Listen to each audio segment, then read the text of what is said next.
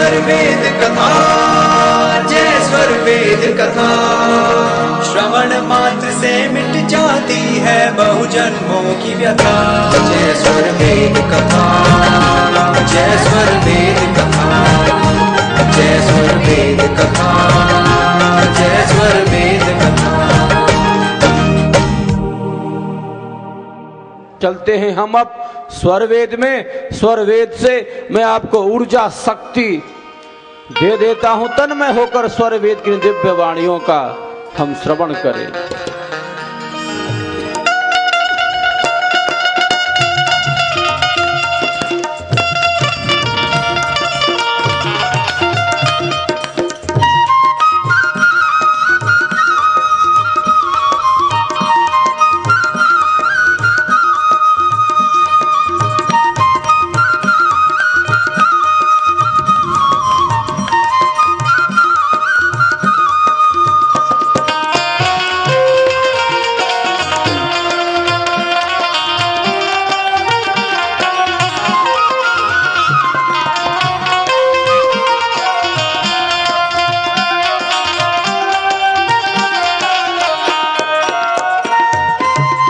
सर्वदेह को त्याग दो, मध्य में दूसरे नाम। सर्वदेह को त्याग दो, मध्य में दूसरे नाम। अब अपने मार्ग चलो, जगमग शब्द समान। अब अपने मार्ग चलो, जगमग शब्द समान।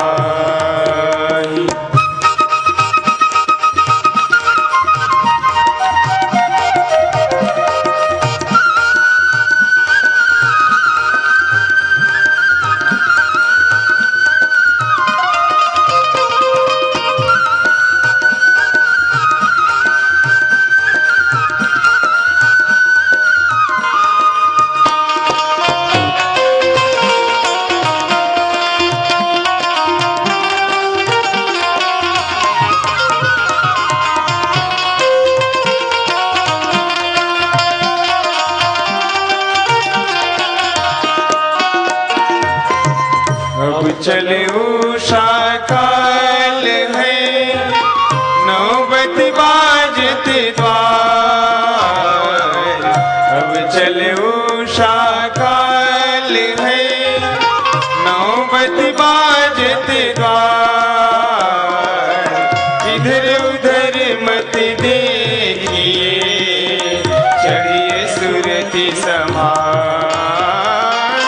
इधर उधर मत देखिए, चढ़िए सुरति समान।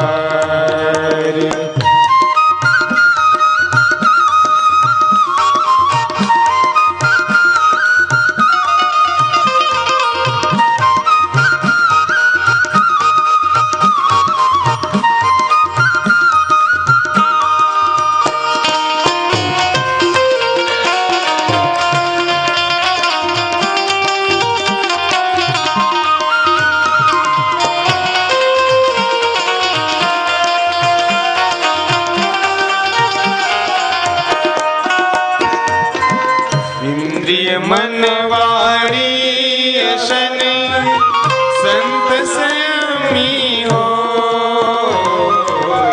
इंद्रिय मन वाणी शन, संत संयमी हो। अटल नियम दृढ़ संत का, दृढ़ प्रतिज्ञ पर सो। अटल नियम दृढ़ संत का, दृढ़ प्रतिज्ञ पर सो।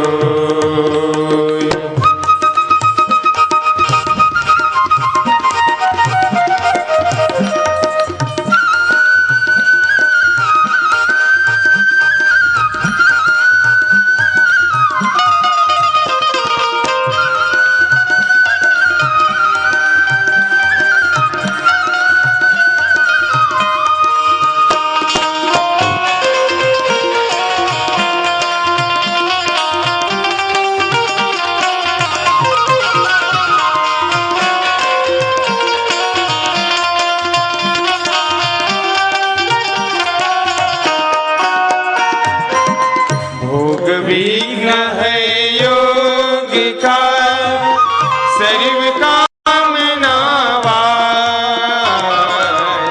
भोग विघ्न है योग का सर्व कामना वास।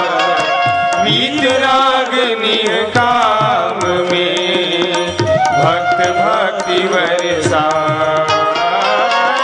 वीतराग निह काम में भक्त भक्ति वर्षा। सर्व देह को त्याग दो, मध्य में दूसर नाय, अब अपने मार्ग चलो।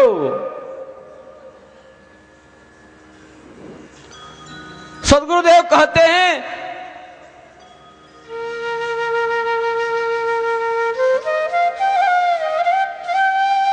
कि किस प्रकार से देहों से अलग होना है और जगमग जगमग शब्द का अनुभव करना है। अब अपने मार्ग चलो, जगमग शब्द समाए।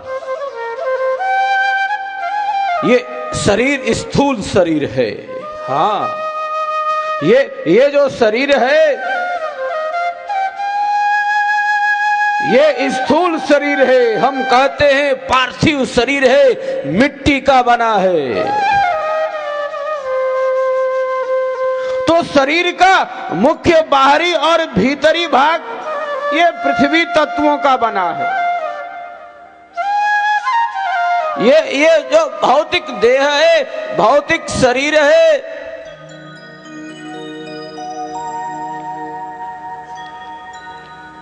ये पार्थिव शरीर है। क्यों? क्योंकि शरीर का मुख्य बाहरी और भीतरी जो भाग है वह पृथ्वी तत्वों का बना है।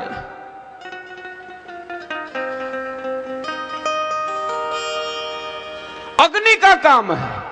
जीवन के अनुकूल ऊष्मा और पाचन संस्थान का ये सारा नियंत्रण कौन करता है इस शरीर में? तो ये अग्नि का काम है। हमारे भीतर भी अग्नि है। पाचन संस्थान का सारा नियंत्रण और जीवन के अनुकूल जो ऊष्मा है वो अग्नि तत्वों का काम है।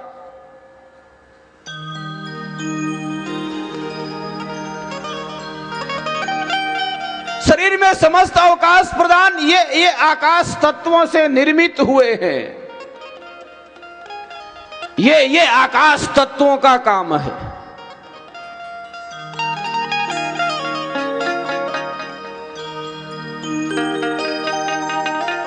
इस शरीर में जल की भी बड़ी भूमिका है। वो भी अपना कार्य कर रहा है। वायु का कार्य है जो पंच प्राण और पंच उप प्राण के रूप में हमारे आपके शरीर में प्रतिष्ठित है। 5 प्रकार के प्राण हैं और 5 प्रकार के उप प्राण हैं जो हमारे आपके शरीर में स्थित हैं। प्राणों में बल है, एक शक्ति है, एक प्रवाह है। और ये जब प्राणों की शक्ति विकृत होती है तो शरीर अत्यंत कष्ट में पड़ जाता है। तो ये भौतिक देह उत्पन्न रज वीर्य से अन्न जल वायु पाल सट विकार स्थूल मर जरा युवा तन पाल। तो इस प्रकार से एक भौतिक देह है, स्थूल देह है, जिसमें 4 प्रकार के अंतःकरण हैं, मन बुद्धि चित्त अहंकार हैं, 10 प्रकार की इंद्रियां हैं, 5 ज्ञान की इंद्रियां हैं, 5 कर्म की इंद्रियां हैं। ये आत्मा के बाह्यकरण हैं। ये आत्मा के बाह्यकरण हैं, ये बाहरी इंद्रियां हैं। श्रोत्रम चक्षु स्पर्शनम च रसनम घ्राणमेव च अधिष्ठाय मनश्चायम विषयानुपसेवते। श्रोत्र के द्वारा, चक्षु के द्वारा, त्वचा के द्वारा, रसना के द्वारा, घ्राण के द्वारा ये संसार को समझने का यह प्रयत्न इंद्रियों के द्वारा होता है। तो ज्ञान इंद्रियां हैं और कर्म की इंद्रियां हैं, हाथ पैर गुदा लिंग और वाणी। तो ये जो कर्म की इंद्रियां हैं, ये ज्ञानेंद्रियों से प्रेरणा पाकर अपना कार्य करती है। हमारे आपके शरीर में जो कर्मेंद्रियां हैं, वे कर्मेंद्रियां ज्ञानेंद्रियों की प्रेरणा से अपने कार्यों को संपादित कर रही है। इससे सूक्ष्म शक्ति है। ऋषियों ने कहा, संतों ने कहा कि इंद्रियों से सूक्ष्म जो शक्ति है, वह शक्ति अंतःकरण की शक्ति है, भीतरी करण है, आंतरिक करण है, सूक्ष्म करण है, जो इससे सूक्ष्म शक्ति है। और वे चार प्रकार के हैं, वे चार प्रकार के हैं, मन, बुद्धि, चित्त और अहंकार। ये सूक्ष्म करण है, आंतरिक करण है, भीतरी करण है, जो इंद्रियों से भी सूक्ष्म है। तो ये इस स्थूल देह का ये सारा मामला, मन का अपना कार्य है, बुद्धि का अपना कार्य है, चित्त का अपना कार्य है, अहंकार से अहंपना का कार्य है। मन इंद्रियों की शक्ति को लेकर संसार में जा रहा है, बुद्धि के द्वारा विवेचन हो रहा है। चित्त में सारे संस्कार बैठे हैं, उसी में स्थित हैं। कई जन्मों के संस्कार, हमारे आपके कई जन्मों के संस्कार कहां स्थित हैं? वे चित्त में स्थित हैं। एक चित्रपट है, एक कैमरा है, जो भी वस्तु उसके सामने आएगी वो कैच कर लेता है, खींच लेता है। उसी का नाम चित्त है, जो आत्मा से भिन्न वस्तु है। आत्मा से भिन्न वस्तु, उसका नाम है चित्त, जिसके अंदर सारे जन्म जन्मांतर के संस्कार निहित हैं। शुभ और अशुभ, सुख और दुख, ये समस्त संस्कार उसी में निहित हैं। अनेक व्यक्तियों का चित्त अत्यंत चंचल, तनिक भी स्थिरता नहीं, तनिक भी गंभीरता नहीं। चित्त डवाडोल की स्थिति में किंग कर्तव्य विमूढ़ की अवस्था, क्या करना है क्या नहीं करना है इसका विवेक नहीं, इसका ज्ञान नहीं, और चित्त के इस प्रवाह में बहे जा रहे। चित्त की चंचलता अत्यंत बाधक होती है योग की साधना में, योग के पथ में इससे बाधा उपस्थित होती। अनेक व्यक्तियों के साथ यह होता है, चित्त तो चंचल नहीं है, लेकिन अंधेरा छाया है, अंधकार है, तमोगुणी है, तमोगुण का प्रभाव बढ़ जाता है। चंचलता तो नहीं है, लेकिन अंधेरा है, मिथ्या ज्ञान है, विपरीत ज्ञान है। अति निद्रा आलस्य में वह जीवन व्यतीत करता है। चंचलता नहीं है, लेकिन एक प्रकार का उसका ये तमोगुणी प्रभाव उसके चित्त पर स्थिर हो जाता है। हमारे आपके शरीर में 8 चक्र भी हैं, मूलाधार, स्वाधिष्ठान, मणिपूरक, अनाहत, विशुद्धि, आज्ञा, सहस्रार। इस शरीर में ये 8 चक्र स्थित है। अष्ट चक्रों और 9 द्वारों की ये नगरी है, ये मानव शरीर। तो ये स्थूल देह है, ये भौतिक देह है, जो माता पिता के संयोग से, रज और वीर्य के संयोग से सट विकारों को प्राप्त होने वाली ये भौतिक देह उत्पन्न होती है। इससे एक सूक्ष्म सत्ता है, जिसे सूक्ष्म शरीर कहते हैं। पंच प्राण 10 इंद्रिया अंतःकरण मिलाए, यह तो सूक्ष्म देह है, 19 तत्व समाए। ये सूक्ष्म शरीर का मामला है। पंच प्राण है, 10 इंद्रियां हैं, 4 अंतःकरण हैं। मन भी है, बुद्धि भी है, चित्त भी है और अहंकार भी है। ये सूक्ष्म शरीर है, एक कारण शरीर होता है, महाकारण है, कैवल्य है, और एक हंस शरीर की अवस्था है। तो स्वरवेद कहता है, विहंगम योग कहता है कि सर्व देह को त्याग दो, मध्य में दूसर नाही, अब अपने मार्ग चलो, जगमग शब्द समाय। ये बड़ी अद्भुत बात विहंगम योग के प्रणेता अनंत श्री सदगुरु सदाफल देव जी महाराज ने अपने आध्यात्मिक सदग्रंथ स्वरवेद में अभिव्यक्त किया। ये बड़ी आध्यात्मिक यात्रा है, ये बड़ी विशिष्ट यात्रा है, ये बड़ा श्रेष्ठ पथ है, ये बड़ा मंगलमयी कल्याणकारी पथ है। किस प्रकार से इस शरीर से अपनी चेतना को हम ऊपर ले जाते हैं, चेतना का वह विशिष्ट मंडल, वह विशिष्ट प्रवाह हमें आपको प्राप्त होता है जब सारे जड़ शरीर नष्ट हो जाते हैं। तब चेतना के ऐसे दिव्य मंडल में वह साधक, वह योगी प्रविष्ट हो जाता है।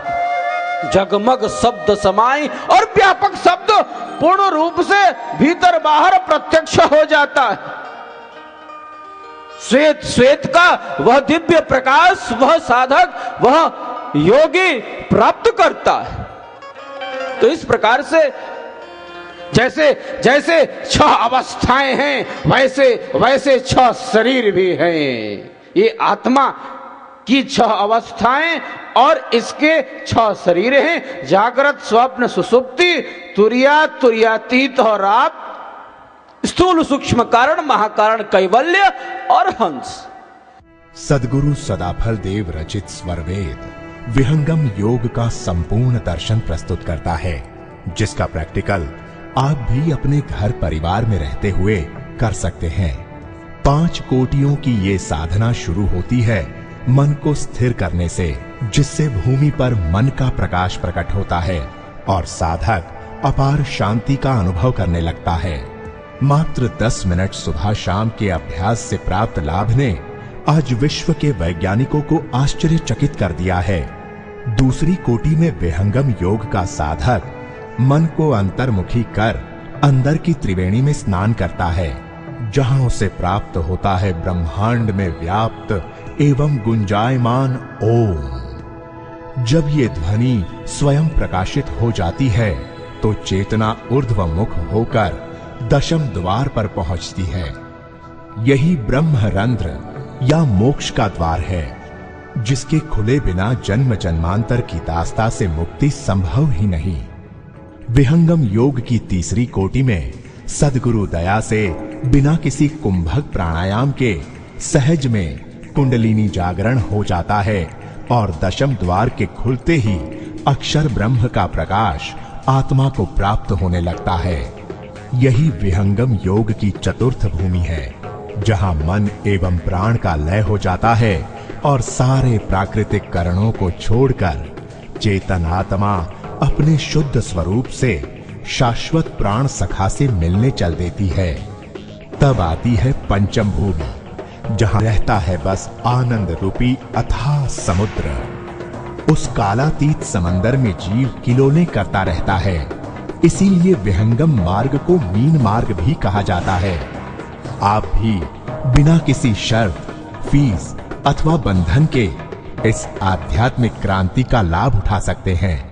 संपर्क करें महर्षि सदाफल देव आश्रम, छतनाग रोड, झूसी, प्रयाग, इलाहाबाद, उत्तर प्रदेश 211019।